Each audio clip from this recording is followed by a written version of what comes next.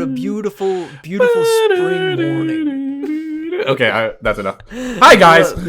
What a beautiful spring morning. We've woken up from our 2-week hibernation from Stacked. That's right, everyone. We are back for episode 45 of Stacked.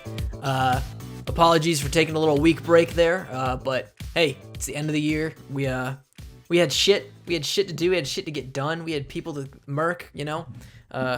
It's not easy being film studies majors / assassins. That baby got murked. That baby got murked. Baby got murked. Baby got murked. You can blame it all on me. All right, but yeah, we're back. We're talking movies, as always. You know the drill. That's why you're here, to listen to us talk about movies, hopefully. Or you're here just to make fun of us. Fuck you. Get over. Or where are the haters in here? Go away. Yeah, we're back. Stacked episode 45. We're talking spring movies, because it's that time of the year. Spring is sprung. We're pretty well into it. How many? I mean, May is spring, right? Yeah. I mean, I don't consider May spring, just because that's when the school year always ends. But summer doesn't really start until June, if you really look at the calendar and stuff like that. So. If you think about it.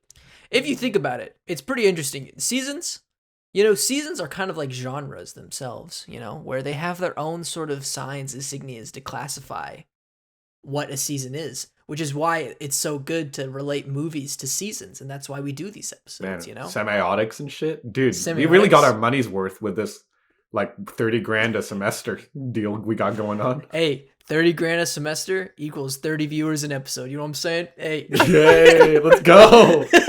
Money's worth. Money's fucking worth. Hey guys, it's not the viewership that counts. It's the experience we have together. It's the experience, yes.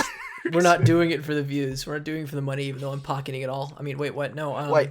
Spring movies. So, let's talk spring movies. I want you guys to tell me, what does spring mean to you, Chris? What does spring mean to you? That's different from fall or summer or winter. We talked a little bit about this when we did our episode on autumn movies or fall movies.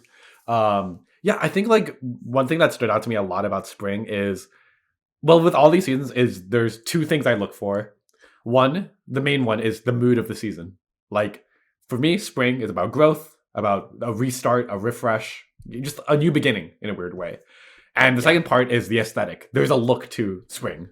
There's something about it that just feels quite spring-y, I guess. There's, blossoming flowers, rolling hills of greenery, beautiful clear skies, maybe a couple clouds, a beaming sun, picnic at the park. That kind of feeling, I guess, is what I associate most with spring. So that's kind of how I went about it. I wanted to find movies that satisfy both those criteria. And so that's how I went about it. What about you, Brandon? How did you go about doing yours? There's a certain effervescence that comes with spring. Big word. Big vocab. I love that in spring. It's when I think about it in terms of temperature and feeling. There's a carelessness to it, even more so than summer, because the temperature is just so light, and and this is the time when the flowers are blooming and everything's genuinely pretty happy. So most of my films that I've chosen are more in line with that feeling that you would get. It's that you're coming towards the end of something, in the beginning of something new, which is summer, which we've already discussed on our summer movie episode. Yes, I love how you talk about temperature, colors. Colors are a big important thing. I think all of my films share a similar color palette in pinks and greens and yellows, and especially when you're talking about sort of liveliness and freedom. I think that's because you're coming out of winter, where you're basically you're shut in for a couple of months, because it's cold outside and you were bundled up or you're at home.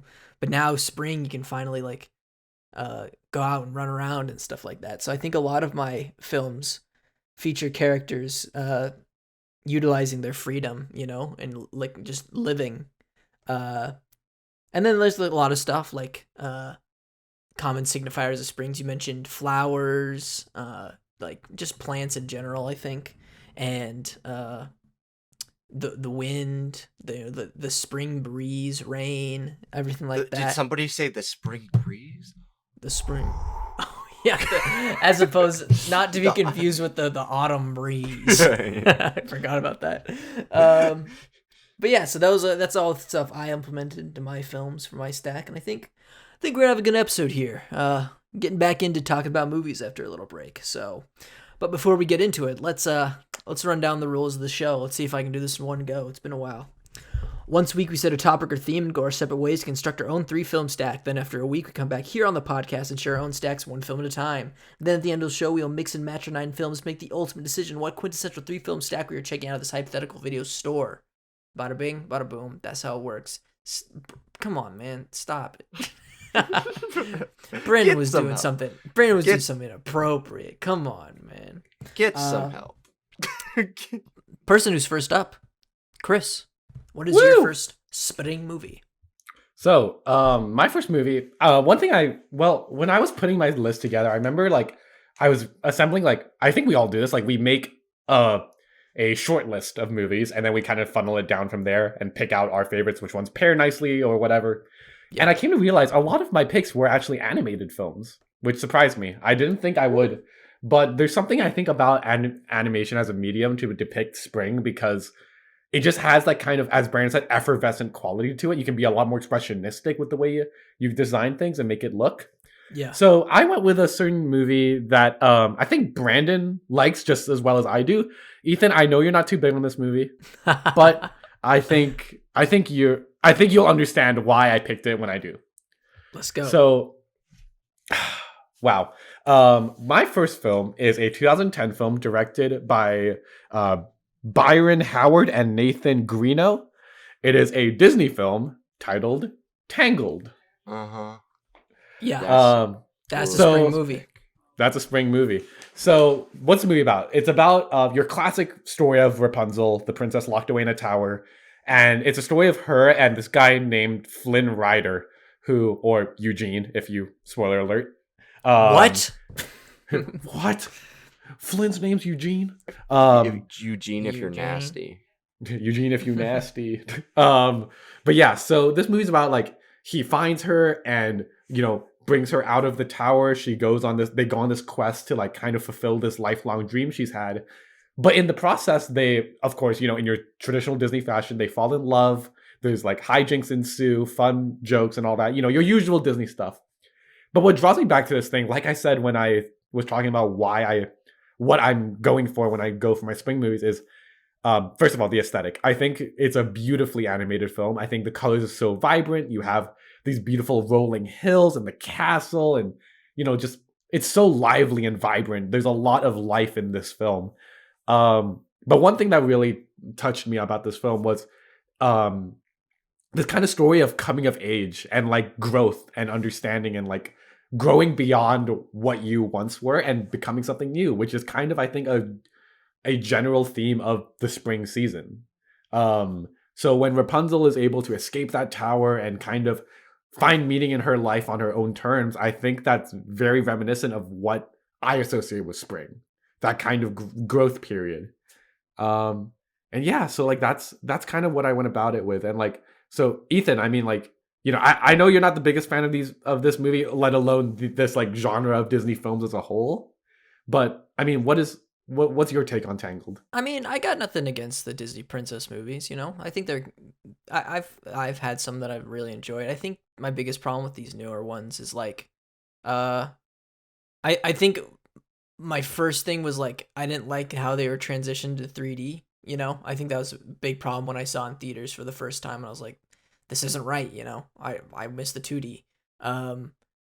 And I don't know. I just thought I thought this movie was weirdly paced, and I wasn't a fan of the humor and stuff like that. With like the horse character and the chameleon. But like, I'm not gonna argue against its the signs that it has of a spring movie. Sort of the costuming of like the pink dress and the blues and the teals outfits. and the chameleon changing colors, that very spring like colors it changes. And then like that whole, what is that, like the Lantern Festival thing? Yeah, like they do that once a year to like commemorate the loss of the long lost princess, which turns out to be her. Yeah, Yeah, that's a very gorgeous. spring like sequence to me. Yeah. And it's Also, Zachary Levi is yeah, your very Shazam. own Shazam It's is Flynn. the voice of Flynn Rider. Shazam. But yeah, I mean, it's just it's not my cup of tea, but I get why people like it. You know, Mhm. Brandon, what do you think of Yes. Tangled? I love this movie. I think it's top 10, maybe top 5 Disney for me. I think Oh. it takes the best parts of the princess movies from the Renaissance era and kind of brings a light, fluffy touch to it. And I think that helps because of, like, the springtime aesthetic. But I think this story is very heartwarming. And it's a good romance film. Like, I don't think there's a better romance captured in Disney, because like every other one it feels like very one-dimensional, but Mhm. here it feels like there's like genuine character development on each side, and it feels like right. Mhm. Yeah. And maybe Princess and the Frog is the only thing that compares Beauty and the Beast, but those are also very high up for me in Disney's catalog. And the music is great, and honestly that sequence where they're on the water and they Oh, sing I with the See the Light, lanterns. Oof. that is like that, and like the opening are like typical spring, what I think of when I think of like spring movies, Oh yeah, what's the name of that opening song? When Will My Life Begin, When I Will My Life think, Begin? Oh yeah, 100%. because it's like Definitely. the sun shining in, it's like a new day, but it's not like obviously not too hot because like they're not, and there's Yeah. green grass, and like the world is just shining, and I love that. I love that. Mhm. I think it's a great pick. I Thank you. honestly sucks that I didn't think of it. Well, yeah, that's my Killing first myself for it. pick. All right, awesome. Let's see. My second pick. Wait, what? My first pick. I am second in the rotation, but it's my first pick. I'm just gonna skip to number 2, actually. No. So my first pick, I decided to go. I don't know why I don't know what my order is here, but I decided to do this one first. It's a Jacques Tati film, Oh one of no. my favorite filmmakers out there. It is Monongla. Have you seen Monongla, Brandon? No. Okay, so this film follows Monsieur Hulot, the character that French comedian Jacques Tati has sort of defined himself as, through his films.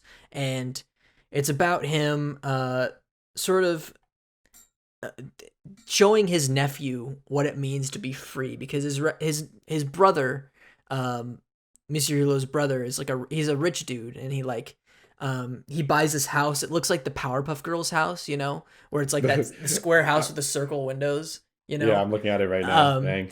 And it's sort of Monsieur Hulot like disrupting, like it's a similar message to Playtime, where it's like going against like modernism, and like taking this boy on a journey of like showing the roots of what it used to be like when Monsieur Hulot was a kid back in the day. So he'd like take him around and go like pull pranks and stuff like that. But I just think this film plays a lot into like that freedom aspect that I was talking about from what we classify as a spring movie, and the color palettes. Like I think the yard of this house, like it has like that muted pink and the greens, and like the fish fountain.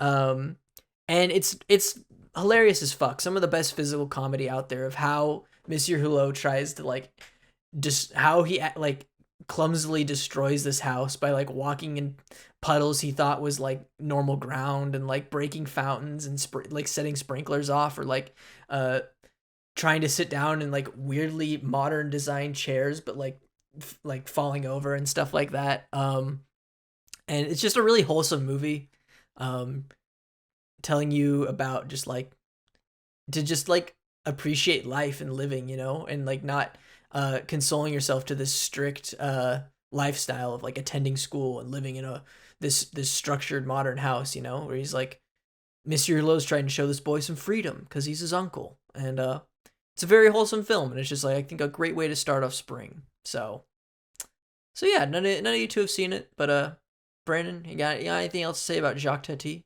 I think I think even in playtime, you can sort of sense this like carelessness that we're kind of talking about when we talk about the Spring movie.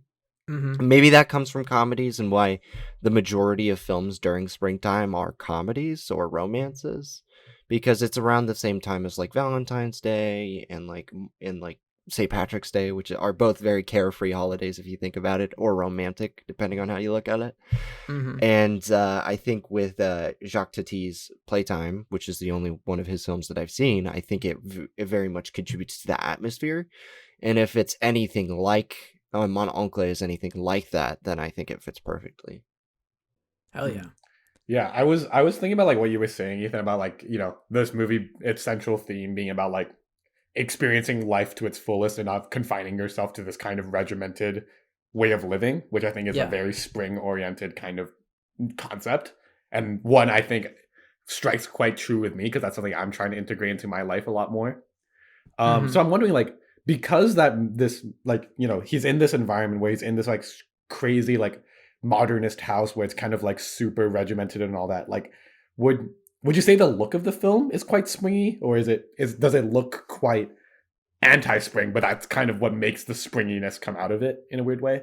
I think no, I think it is pretty springy. I think it's like a weird mix of like these lively colors, but like with a cool color palette, because you can it's sort of like the France in this movie, I think it's in Paris, is it's sort of like there's moments where it's sort of overcast, so it's like that bluish gray, but you can still see greens and pinks in the city, and that sort of just reminds me of like a cloudy day in March or April or something like that, but then there are moments where the sun comes out and everything, and it's beautiful, and just I think specifically in like the modernist like architecture and stuff like that, and the coloring it does, and like in that yard that the pictures you were looking at, like I think that just like also brings out like the spring feeling in me, Okay, yeah, but yeah. So there's my first pick, Monongla. Brandon, take it into yours. My first pick is a sequel. It's Mary Poppins Returns. Are you double stacked? No.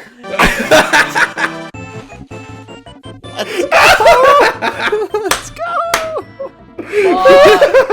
Fuck you. Are you kidding me? I can't believe it. We did not even.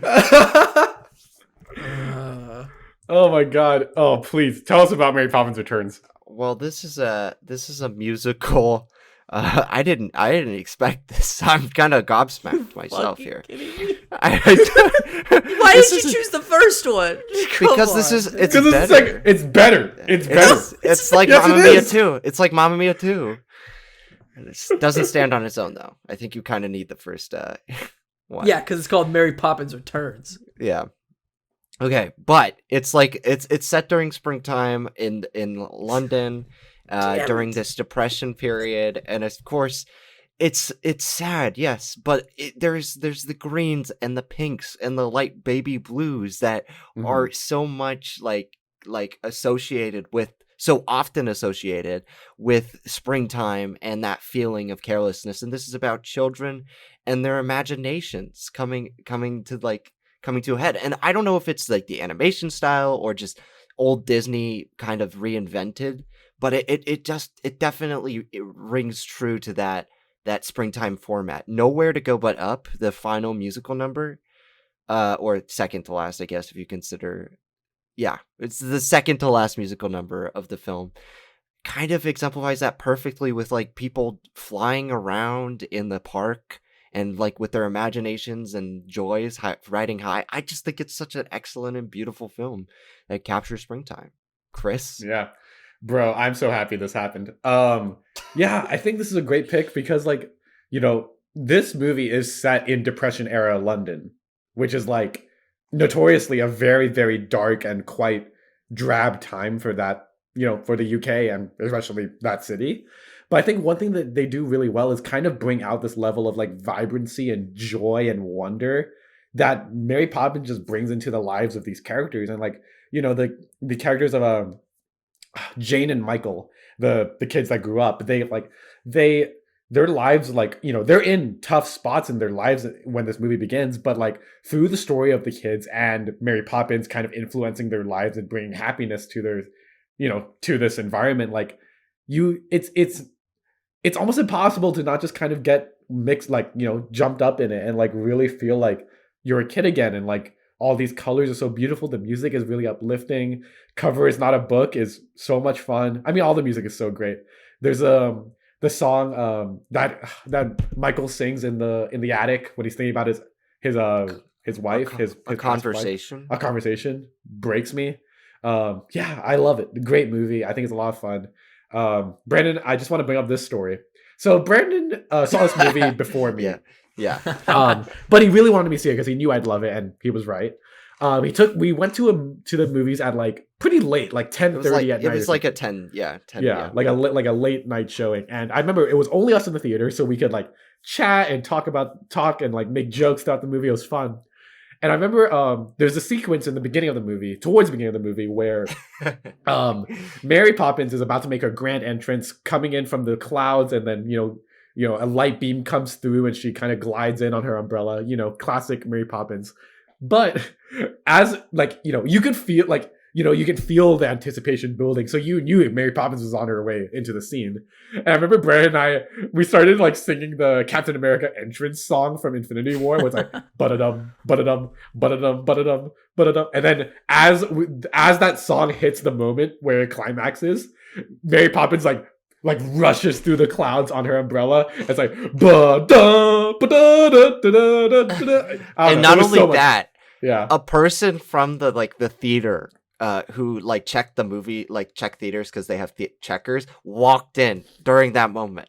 And I remember being so embarrassed, but also proud of what we did, Chris. Yeah, that was fun. And like that was just it's a fun movie experience. I mean, you know, Lin-Manuel Miranda's choreography and singing, you know, always great. It's Lin-Manuel. And Dick Van Dyke dances. I thought he was gonna die. How the hell did he do that? He's I don't like know 94. Yeah, he's like 90 something. I don't know how he did it. But yeah, I think it's a boatload of fun. Ethan, hit us with it. All right. Let me give you an analogy here of how I feel about Mary Poppins. I think I put it out pretty well in my review for the film. You know when you're waiting like in a line at Disneyland that's like like a 2-hour long wait, and the queue for the line is just trying as hard as it can to like entertain you by showing by blasting music in your face, like giving you visuals and stuff like that. But you're still waiting in a line, you know? You're still like, this is exhausting. How much longer is this? You know, this is an exhausting film to watch. The energy was crazy. I don't know, the musical numbers I found were very annoying to me. Maybe it's just because I don't like British people, but sorry, British people. No, I'm just kidding, British people. But I do think like there's a Disney British, you know. I feel like there's a Disney musical like type it's like of British. Talkie toy. Oh, briskets and crumpets, mate. You know, like that sort of stuff. Mary Poppins. I got Poppins of Gloppins. You know, stuff like that. And I'm just don't you like the Topsy Turvy song with Meryl Streep? No, that is that's the only song I actively dislike. Yeah, it's the worst scene in the film. It's Meryl Streep's worst performance of her entire career. I can flat out say that. Oh, Topsy Turvy going up and down. I'm just like, get me the fuck out of here. Well, you remember it, so it must have made an impact. Yeah, a bad impact. It's like a scar, you know? It scarred me. I think the best thing I can say is there's nothing like taking your parents to a movie that all three of you hate, you know? That's what happened with the first Fantastic Beasts. We're just like, we're the only ones in the theater. We're just like, what the fuck is happening? And then we all went to go see Mary Poppins. And we're just like, what? This can't be happening. And we left. And we're just like, so that fucking sucked, you know. But I don't know. I guess I can understand why people would like Mary Poppins because like that sort of style does have a fan base, you know. But I guess all I can say is I can't wait for Mary Poppins Forever. You know what I'm saying? The third one. Her Jim Carrey's gonna be in that one. So get it? It's It's a little Batman joke. What's the fourth one gonna be called? It's gonna be called Mary Poppins and Dick Van Dyke. It just doesn't. Mary Poppins and Dick Van Dyke. How is he alive? He's gonna be dancing the whole movie. Yep. They're gonna attach his corpse to like a marionette device. You heard it here first, folks. Mary Poppins begins. Mary Poppins rises. The Mary Poppins. The dark Mary Poppins versus... Who would Mary Poppins fight? Who's the Superman to Mary Poppins Batman? Batman. If Mary Poppins is Batman, who's Superman? You know what I'm saying? Probably Dick Van Dyke. No. Dick Van Dyke's Robin. That's why true. It's Mary Poppins. Kung Fu Dick Panda. Van Dyke. So this. What? Kung Fu Panda. Oh no, it's Aquaman since they came out on the same day, and Aquaman destroyed it at the box office. Let's just say Julie Andrews made the right decision. Shut up. For starring in Aquaman rather than Mary Poppins. Oh yeah, sorry, we're not supposed to talk about that movie anymore. We chose it for the final stack. It's done. Okay, so that's double stack. Fuck me. Well, it's a great springtime movie. You gotta understand. I mean, the ending is. I don't know if the beginning. I don't know. But I can't argue because it's a double stack. It's making to the final stack. There's nothing I can do about it. Yes. Yes. All right. Well, that was Chris's second film. Yeah. So now let's go on to my second film. My film, I think a master at the spring color palette is Taika Waititi. And I'm picking his 2016 film, Hunt for the Wilder People. Ooh. Now, I think this film plays a lot into like the sort of the jungle forest landscapes of New Zealand. It's very springtime for me with like the forest, the trees, the leaves. But then I also think it plays into the themes that I was talking about in Monongla, like freedom, you know, where you have this boy played by Julian Dennison and Sam, and then the adoptive father, Sam Neill, you know, they go out together and they're running away from child services, and it's a blast to watch. I got in my first car accident the day I saw this film, and I watched this movie and like it instantly made my day better. I think this was my first Taika Waititi film too, so this was how I was introduced to this filmmaker and his brand of humor, which I also think is very spring-like. I don't know, this sort of melancholic but very vibrant and hopeful. And let's see, what else can I say about the soundtrack? I think is very springy with like these light pop synths, like these not pop, it's just light synths, you know. And yeah, it's just a fun time, and it's just very, very inspirational and hopeful. I love Hunt for the Wilder People. I think it's my second favorite, right behind Boy, or maybe it's my third, right behind Thor Ragnarok. I don't know. What do you guys think about Hunt for the Wilder People? So I actually have not seen Hunt for the Wilder People. Taika is a director that I've only really seen his modern films. Like, I've seen Thor, I've seen Boy. That's not his modern film, but I've seen Boy, I've seen Thor, Rabbit. I've seen JoJo. Of course, I've seen his episodes of Mandalorian, if we count those. Right. But yeah, like I love Taika's way of directing. So I really do want to see more of his works. Like Hunt for the Wilder People has been like at the top of my why the fuck have I not watched this yet list for a little bit. I'm probably right next to Children of Men. And yeah, like I mean, from the works that I have seen of Taika, I've really adored him. I think he has such a keen sense of like being able to bring out these kind of like repressed deep traumas and emotions in a humorous way, which is why I think he's such a talented director for this contemporary age, and also just a talented comedy director. I think that's a difficult thing to do. I think comedy is one of the hardest genres to tackle, and he does it so effortlessly. And he keeps it light, keeps it breezy, but makes it relevant and makes it meaningful. So I think this is a great like pick. I think I haven't seen the movie, but based on what I've heard and what I've seen, I've referenced this movie a billion times in films I've shot. So this was this was actually a big reference in Buddy Bot, believe it or not. And yeah, so this is aces, Ethan, aces. You know, I can see that now with like the interiors of at the beginning of the film when Julian Dennison's character Ricky Baker, that's his name, Ricky Baker, the lighting looks very similar to at least that one clip that I've seen from Buddy Bot with the phone. Yeah, Brandon, what do you think about 100 for the Wilder People? It's a good movie. Yeah. Yeah, it's like there's lots of greens. They're always in a forest. It's a very nature focused film. I honestly don't know if I would put it in like a spring or summer versus a summer, because like to me it's like it reminds me of like Stand By Me almost, in a sense. It's like only one kid, who goes on this journey with an adult, but it reminds me of like going on an adventure, and in springtime I don't usually go on adventures. That's usually summertime. But that's because you have school during the spring. Exactly, and that's why this is a bad pick. No, but I agree with you. It gives off that carefree nature. I think that's any type of film could fit into spring for that reason. Maybe not Jojo Rabbit, but I think all the other ones could, because of like how they are structured around this carefree, childlike nature. Yeah. Because when you get towards the end of spring, right? It's like you said, it's like the end of the school year. And that's when kids are getting like excited for summertime and stuff. So it feels like it's like a natural conclusion or wrapping up of these nostalgic feelings. And I think Taika is really good at capturing that. We're on first name basis. Yeah, my boy Taika. Yeah. We're close. But yeah, it's a decent choice. Lots of greens. I don't know what else to say. I haven't seen the movie in a while, but I know I haven't seen either. Maybe that's the thing we all need to rewatch together. I think that'd be fun. Or Chris to watch for the first time. Okay, cool. Brandon, you want to go into your number 2? You're gonna hate it. It's a 2020 film. Came out last year. Quite a pattern this episode.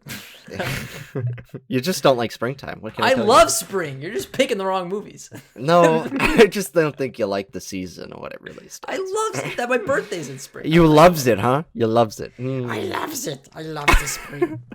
It's a 2020 film. It stars Anya Taylor-Joy. Oh. Emma, period. All right. This film is to me the quintessential spring film, like even more so than Mary Poppins, even because I feel like they make such an effort to so much of an effort to evoke this with like light pinks, yellows, greens, baby blues, like we were talking about with Mary Poppins Returns.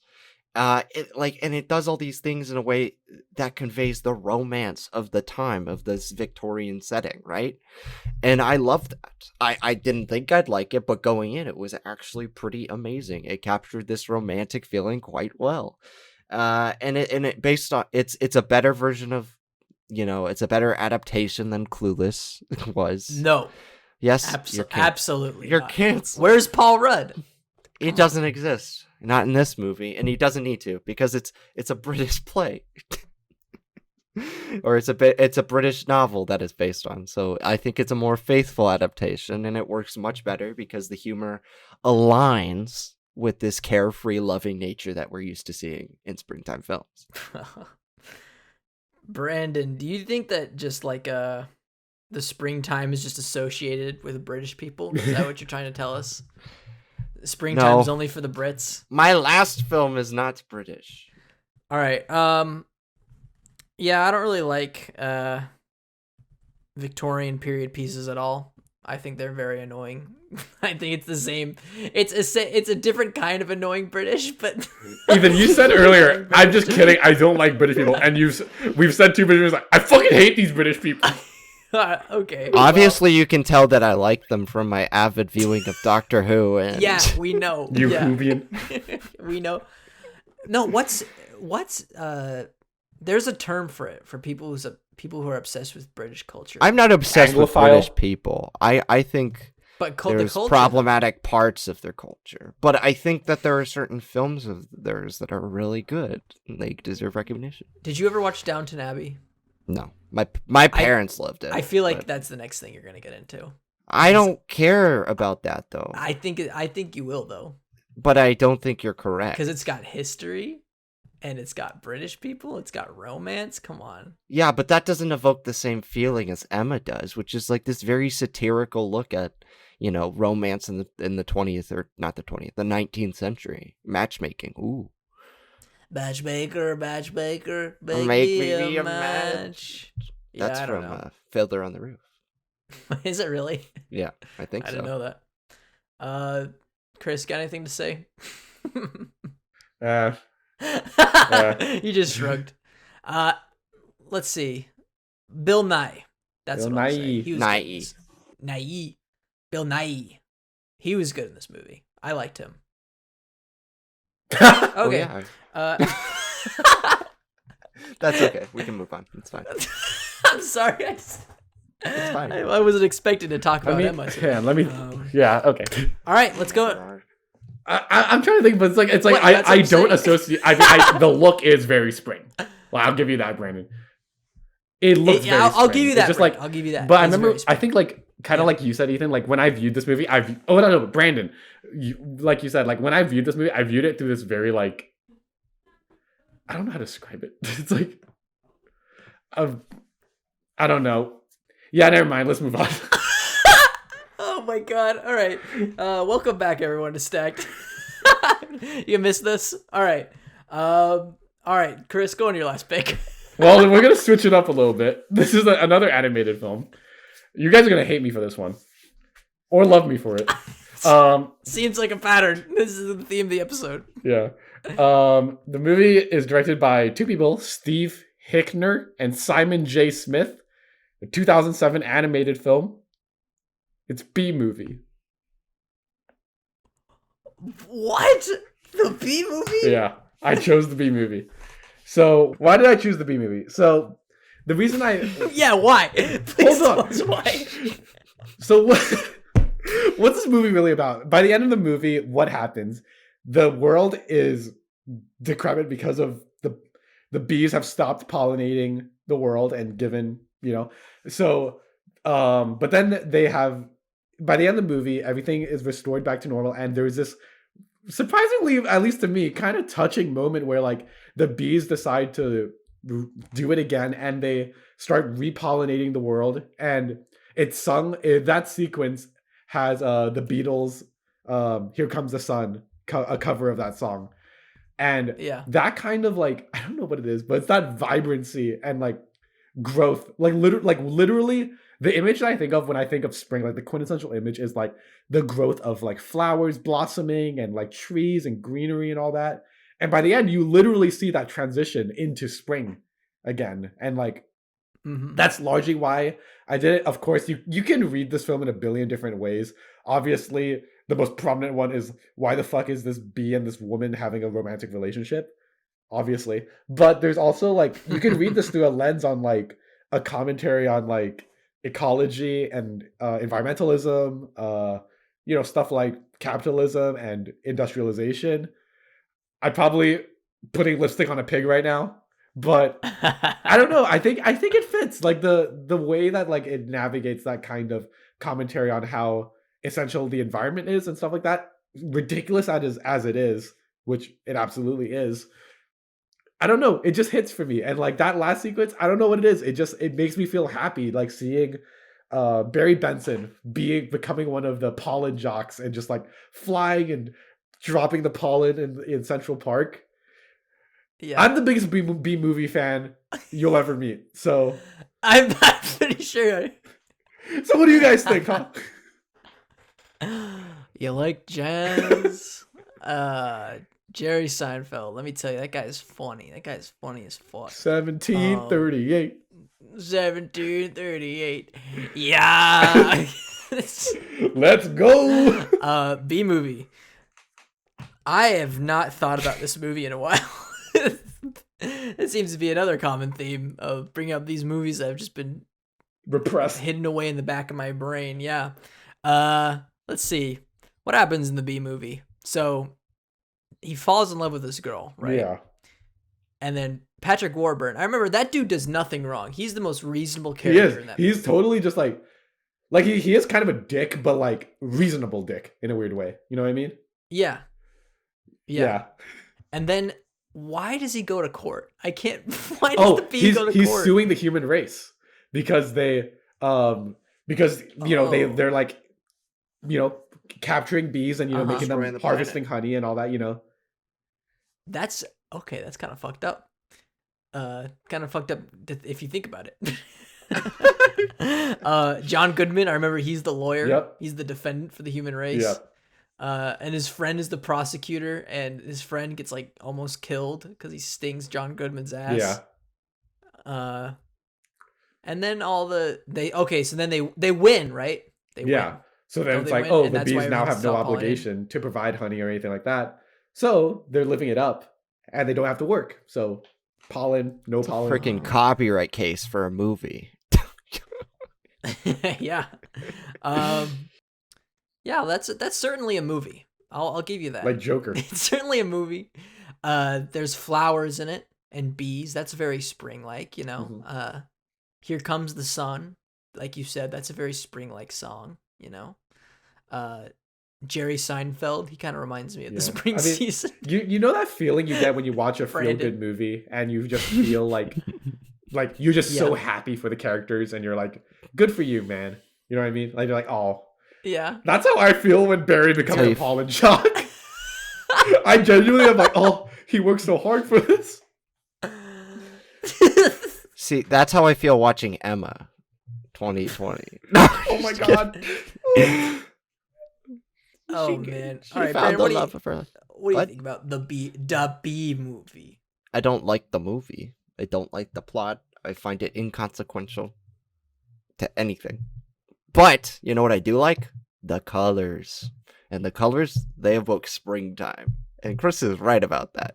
However, I see it more as a summer movie because of like nobody really does anything, you know? What do you mean? They sue the human race. That's doing something. Yeah, that's pretty big. Hey, that's more of a summer thing to me. Oh yeah, thing. Yeah. Suing the human race. Human race is a summer move, man. You don't do that in December. You're gonna need a lot of time off your hands, you know, to sue the human race. And that's summertime. It's summertime. It sounds like a case that would transpire over summer, not spring, when everybody's like, shit, we got work to do. We're still working on stuff. What? Yeah. Okay. This is my final pick. B movie. B movie. Wow. Okay. What a stack. You know, you almost had a narrative going there, Chris, with your stack where it was like Tangled, Mary Poppins Returns. Okay, that's like B movie. I'm the wild card. Right. What do you want? Yeah, you are the wild card of the show. All right, let's get into my film. Now mine is an animated film. Ooh. Chris, you haven't seen it. At Brandon and I's behest. Brandon, you love this movie. Is it? I think I know what this is. You can agree with me. It is a Hayao Miyazaki film. Oh. The one that just missed our final stack. I'm bringing it back. The Wind Rises, baby. I thought about putting this on. Come on. This is such a beautiful film and goes into everything you got about spring. You got the colors. You got the locations, the settings. You know, he goes to a summer lodge, but I checked the Wikipedia. He goes there during the spring. So we're good on that end. Even though it's a summer lodge, he goes there during the spring. The colors, you know, the sunsets when he's like in his dream world with the Italian plane maker. And it's just like, and it talks again about like this freedom, you know, where he is living his creative freedoms of designing these planes and living his dreams. And then it also has probably top 5 romantic subplots in all of cinema for me. Not gonna lie. The scene where she wants to hold his hand while he's working is just like makes me want to fucking cry and die. It's a beautiful film about pursuing your dreams and what are dreams, you know, and then juxtaposing these dreams during a rather dark period in our life, because this does take place during World War II, you know, where you see him go to Germany and experience like what's going on there and how he feels about the Japanese government because of this. And then that sort of like goes into how he balances that with his love life. And it's so beautiful. It's such a beautiful film. And of course, I got to throw in trivia. the creator of Neon Genesis Evangelion voices the main character in this movie. And I didn't know that until like I rewatched it, and I'm like, what the fuck? Are you kidding me? That's amazing.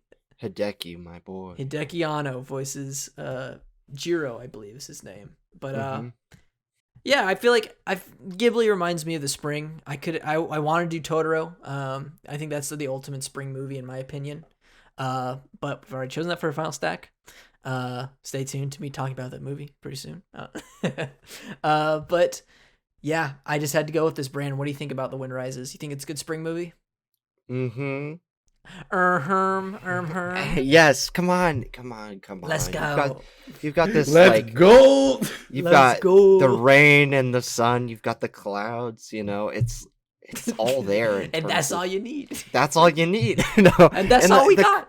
The colors that they use in this film are just so great at conveying this season and this weather. You know what I mean? And not only that, like I said before, springtime is for romance. Yeah. And they nail it in this film because there's a sequence with an umbrella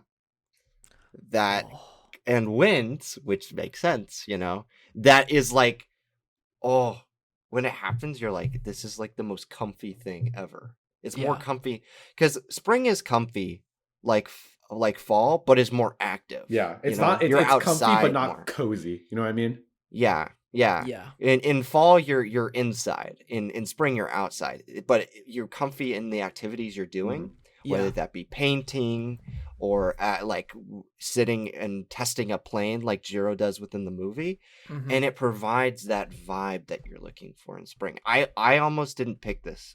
Or I didn't. I almost picked this film, but I think I had another animated film I wanted to choose instead. Well, so yeah, I haven't seen Poppy Hill. I mean, not Poppy. Wind Rises. Yes! Wind Rises. Yes! I haven't seen Wind Rises. No! Much to the behest of my two fellow hosts. But yeah, I mean, like you guys said, like Studio Ghibli's style has always had this very like comforting feeling. I feel like it's comfort food in kind of the same way. Like I don't know if this is comparable. Then so correct me if you guys disagree with this, but like it's kind of one of those studios that you kind of look to when you're having maybe a rough day, you want to decompress, want to relax a little bit, something light and breezy, something not too crazy, but still fantastical and very like enjoyable and fun. Kind of how I view like Pixar in a weird way. You know what I mean? Yeah. So I definitely see that kind of comparison that you would draw between like this movie being quite comforting, but having that kind of lively, expressionistic vibrancy to it that like you kind of look for in a spring-oriented film. And yeah, I fully believe it. I can totally imagine. I don't know anything about this movie other than its poster and its title. That's all I know about it. And from that one image on its poster, they look like they're just standing on a hill, flying a kite or something, doing something. And yeah, it looks gorgeous and I believe it. I buy it. I think you nailed on the head where like Ghibli is the ultimate rainy day studio, you know? I can't tell you how many times I put on one of their films when I'm having a bad day and just like having that instantly be better. I think I did that the last time I was a little bit sad. I put on this film because I was like, I haven't seen it in a while and I need a Ghibli movie. And like, because you didn't like it as much as the first. And you know why? Because I watched the dub the first time. And even though Milo, friend of the show Milo, and this is his favorite film of all time, he says the dub is great. I disagree. I think the sub is the way to go. And the sub's great because it's got Hideki Anno, and I just don't think that Joseph Gordon-Levitt or Emily Blunt capture the characters and their love for one another well enough. But they do in here with the original voice actors. So if you're watching this movie, I'd go with the sub. All right. Agree. Well, that's my third film. Brandon, let's wrap this up with your last film. It's an animated feature. It's from what Chris just mentioned, a great studio named Pixar. Pixar. All right. A Bug's Life. I knew it. Bug's Life. A Bug's Life? One of the least spoken of Disney Pixar films movies. ever made. Wow. Okay. Tell us about Bug's Life. I feel like with time, this film has really like taken a backseat to Pixar's other work, and I mean for good reason. Like a lot of their early work is outstanding. Like whenever you ask somebody's favorite Pixar movie, they're not gonna say Bugs Life. They're gonna say like, oh, Monsters Inc., one of the Toy Story movies, maybe even like the first Cars or Ratatouille or Up. And now you've got Inside Out and Onward and stuff, and people really connect with those movies. But here you've got like an attempt to like comment on a genre in like a Western Seven Samurai kind of way. And not only that, it's with like little bugs during springtime as they try to like save up all of their like all of their food for a time when they may not have it. And I don't think it's for winter. I think it's for when they're in like the dead of summer, but it gives that springtime vibe because of like how there's the greenery, and there's these moments between the characters that are really, really quite beautifully captured via colors. I don't know what to say. I just think it gives off that springtime vibe, Yeah. I don't know what I don't like. It just clicks. It just clicks. I get that. It's inexplicably spring. We shouldn't do a stack of like Seven Samurai core. You know what I'm saying? Where it's just like all the films that are like Seven Samurai but aren't. I could throw on Magnificent Seven, Bugs Life, Zack Snyder's Justice League. There you go. That episode of The Mandalorian. Seven Samurai core. No, I haven't seen this film in a while. It's been a minute since I've seen Bugs Life. And I remember liking it. I remember being a big fan of it when I was a kid.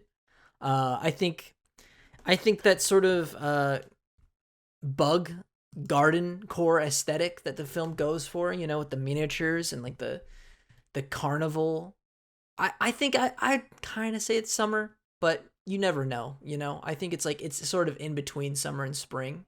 It's on the edge, yeah. It's on the edge. So I could give it both ways, but Flick, he's an ant. I love some ants. Even though I murked my ants. It seems to be coming up again. Pizza Pringle. Pizza Pringle. But yeah. No, but the music as well. That's something I do want to mention. Does the music Toy Story Man do this music?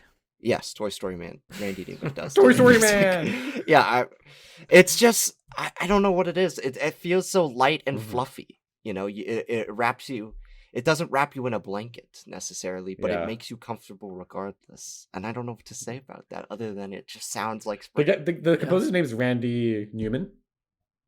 I keep thinking, right as you said that, when you said, oh, like the music, the first name that came to mind was Randy Orton, the RKO guy. Yeah. Like, yo, Randy Orton. Me too. I see voices in my head. Someone should make a compilation of Randy Orton best of with just "You Got a Friend in Me." I'm gonna Google that right now. Nobody's done that. Because we're fucking weirdos and only we think of that weird shit. Chris, what do you think of Bugs Life? I just quickly Googled it. Yeah, no one else has thought of that. So we gotta take advantage of this. I have not seen much like you, Ethan. I have not seen Bugs Life in many, many years. I do remember really liking it though. I remember I remember watching this movie before I realized that how movie production companies and studios worked. So I remember I forgot if it was in Toy Story 2 or something, they make a joke about Bugs Life. And then I was like, wow, look at all this. But anyway, yes, I do think this is a very, very fun movie. It is definitely like you said, Brandon, one of those movies that kind of has fallen behind in terms of Pixar's body of work, that at least in the consciousness of people. Like you said, a lot of people gravitate towards their more contemporary pieces. I think especially now people love Incredibles, WALL-E, and Coco. I think those are the three most popular nowadays. Maybe Monsters Inc. or Toy Story in there. But yes, I do think Bugs Life is much like any of Pixar's films. They haven't made a terrible film. You could argue Cars 2 and Good Dinosaur, and some people Cars 2. Okay, fine. But yes, Cars 3. Cars 3 is not that bad. No, Cars 3 is not that bad. It's not. But yeah, I think it's a lot of fun. I think it has a great message, and it's a very blissful, innocent movie. And I think, yeah, Brandon, you said it well. Spring comes through very well in this movie. I feel like if I Google spring movies, this comes up pretty quickly. And yeah, I totally agree, and I can totally get why. The director, a big fan of the show, John Lasseter. So hi John, how's it going? Friend of the show? No. Yeah. No. Yeah. Hey, what can I say? It's A Bug's Life. All right, we got an interesting theme of movies here. We got British animated bugs. British animated bugs. And what's the one thing that British animated bugs? Where's that movie? Let me Google that. British animated bug movie. That's the one. No matter what, we're putting that on our final stack, even though we didn't talk about it. Set during winter. Yeah, not even close. Why would a bug movie be set during winter? Exactly. That's why it's a spring movie. Yeah, you got it. You nailed it. All right. All right. Impossible. I'm surprised none of us picked Larva Island. That's a summer movie. That's a summer movie. Yeah. Island. Yeah, you're right. Because they're on a tropical island and there is love. Except for that episode. And there's the one where Red Larva gets rebirthed. That's pretty spring-like to me, because Easter, Yeah, and then there's narration. Yeah. Narration, a very spring-like aesthetic. Okay, let's go through all of our films one more time before we dish out this final stack. So, Chris, you want to start us off with your films? So my films were Tangled, Mary Poppins Returns, and B-Movie. Crazy list. And my stack is Monongla, Hunt for the Wilder People, and The Wind Rises. I was gonna do Spring Breakers, but why not? Because it's too dark. Mary Poppins Returns, Emma, and A Bug's Life. Okay, so Mary Poppins, it's already on there. Yes. I would be down for either Wind Rises. So I think we got to put Wind Rises on there. Wind Rises or Hunt for Wilder. I think Wind Rises. Why not both? Just saying. Okay. No, well, then what's going to be our third film? Bug's Life? What gives the most spring Tangled? aesthetic? B-movie? Okay. Let's put B-movie on. Okay. We already have a musical in Mary Poppins, so I don't think we overwhelm our audience with another musical. Okay. Because we know how Ethan is. We already got British people with Mary Poppins. Yeah. And we have animated already, so we've hit our 3 categories of British animated bugs. All we have left is my movies. Monongla or Hunt for the Wilder People. Maybe we I'd be down for either. Go on here. Hunt for the Wilderty People is probably a better spring movie. Than what? Than Monongla. Okay. I agree. Because Monongla was like my last pick. Oh. It was like the last one. The Hunt for the Wilder People and Wind Rises were like, okay, those are my automatic 2 top ones, but then I had to think a bit before I put them on Monongla. So what do you think? I think we should put Hunt for the Wilder People on and Wind Rises. Okay. And Mary Poppins Returns. I'm here. Chris, what do you think? I'm here for it. Sorry, I was yawning midway through that. Yeah. Okay. What's the order we shall go with? Okay. I think Mary Poppins Returns should be first. I feel like that's a good... Actually, how about Hunt for the Wilder People? Hunt for the Wilder People is good for first. And then Mary Poppins. Yeah. And then that leads you into the most spring movie. The most spring, which is Wind Rises. And that's probably the most emotional film of our... Because I think I think 3/4 of Mary Poppins Returns is spring. And then 1/4 of it is like, desolate. Yeah. That's true. London, depression, winter. Like the shit gutter fields, the people shitting in the street. Fucking British. Ugh. Can't stand like them. Can't stand it. That's why I'm going to make you watch all of Doctor Who when we live together. No. I will break all of our TVs if we do that, and I'll break your laptop. Here's the thing, Ethan. Here's the thing. It's just like anime. No, it's not. You know what? You say you hate it, but you've only seen like 5 seconds. I've seen so many British movies. Are you kidding me? I mean Doctor Who. Oh, you think Doctor Who is like anime? Yeah. Not British people. I thought you were just saying British content. No. It's an insult to call it content. Anyway. What? Who's the bigot against British people now? You? Against calling it content? Content is racist. Did you read Scorsese's thing? Oh, yeah. But he didn't call it racist. He just said it's demeaning to cinema, which I agree with, I guess. It's my addendum. Yeah. Yeah. Anyway. All right. I think that Jesus. Good. Let's run this down. I'll hit the first film, and then Brandon, you can talk about the last film, and Chris, you do a second, okay? What's the last movie? Wind Rises. Oh yeah. Right. All right. So this is Stack's official 2021 final stack for the quintessential spring movies, starting with Taika Waititi's 2016 film Hunt for the Wilder People, a film about liberating yourself, going out, exploring the luscious greens of New Zealand, and connecting with those that you wouldn't think you would connect with. It's a weird pairing. I don't know why I was unconventional. That's what I was thinking of. An unconventional pairing between Sam Neill and Julian Dennison.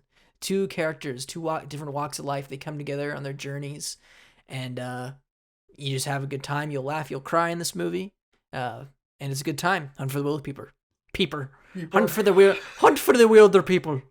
Chris, what's our second pick? Is Rob Marshall's 2018 comedy musical Mary Poppins Returns, the sequel to the classic Mary Poppins, and it is a story of finding one's sense of self, happiness, joy, and wonder in the darkest of days, finding your inner child and letting it enjoy itself and live happily in a world surrounded by people you love and doing the things that you want to do, man. That is your opinion, man. Brandon, what's our final film? Our final film. It's The Wind Rises. One of the most romantic, cozy films about the spring that you'll ever find. It's a great story about love, about finding your purpose, and about coming to terms with life as it is. And that is why our last film is great. And there we have it, everyone. Wow, what an episode. Sorry if that was a little chaotic. We're a little chaotic because we're a little rusty. It's been a minute since we've done this. I have COVID vaccine brain. I have COVID vaccine.